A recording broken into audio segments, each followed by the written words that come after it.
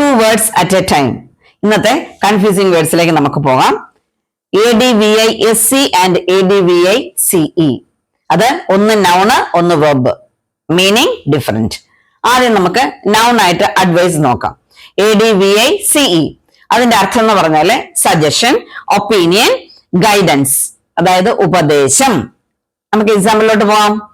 He gave me good advice about my career. എന്റെ കരിയറിനെ കുറിച്ച് അവൻ എനിക്ക് നല്ല ഉപദേശം നൽകി. അവിടെ ADVICE ആണ്. അടുത്ത എക്സാമ്പിൾ നോക്കിക്കേ. Don't take advice from strangers.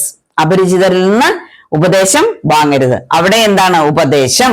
ADVICE. Okay, ഇനി നമുക്ക് അടുത്ത് ADVISC അഡ്വൈസ്. അത് വെബ് ആയിട്ട് എങ്ങനെയാണ് ആക്ട് ചെയ്യുന്നത് നോക്കാം. To give advice, ഉപദേശം നൽകുക. അതിന്റെ എക്സാമ്പിൾ നോക്കിക്കേ. The doctor advised me to drink more water. Doctor എന്നോട് കൂടുതൽ വെള്ളം കുടിക്കാൻ ഉപദേശിച്ചു. അടുത്ത എക്സാമ്പിൾ നോക്കിക്കേ. I strongly advise you not to waste time. ഞാൻ നിന്നോട് കാര്യമായിട്ട് പറയുന്നു അല്ലെങ്കിൽ ഉപദേശിക്കുന്നു, സമയം പാഴാക്കരുത്. അവിടെയും ഉപദേശമാണ്, ഉപദേശിക്കുകയാണ് ചെയ്യുന്നത്. Okay, pronunciation almost the same. അതിന്റെ പ്രൊനൗൺസിയേഷൻ സെയിം ആണ്.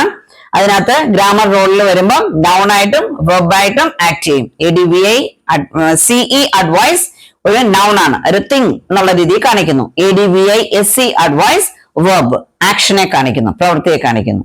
ഓക്കെ, ഇനി മെമ്മറി ട്രിക്ക് ആയിട്ട് ഓർക്കാൻ നമുക്ക് സി തിങ്, യെസ് സേ, അതായത് advice thing.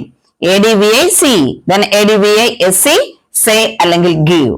Okay, you give advice and you advise someone. ഇനി കൺഫ്യൂഷൻ ഇല്ലല്ലോ. ഓക്കെ, താങ്ക് യു.